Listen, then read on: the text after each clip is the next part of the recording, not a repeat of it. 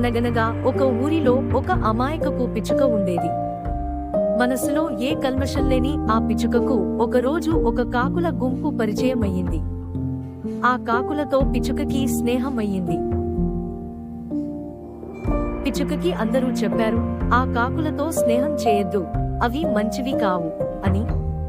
కాని ఆ పిచ్చుక మాట వినలేదు. ఒకరోజు కాకుల గుంపు ఎటో వెళ్తూ పిచ్చుకను కూడా తోడు రమ్మన్నాయి. అమాయక పిచ్చుక ఎక్కడికి, ఎందుకు అని అడగకుండా ఆ కాకులను గుడ్డిగా నమ్మి వాటితో వెళ్ళింది.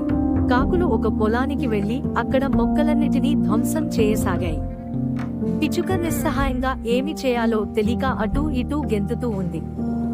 ఇంతలో ఆ పొలం రైతులు పరిగెత్తుకుంటూ వచ్చి ఒక పెద్ద కర్రతో ఆ కాకులను కొట్టడం మొదలెట్టారు. కాకుల గుంపుకు ఇది అలవాటే, అవి తుర్రున ఎగిరిపోయాయి. పిచ్చుక రైతులకు దొరికిపోయింది.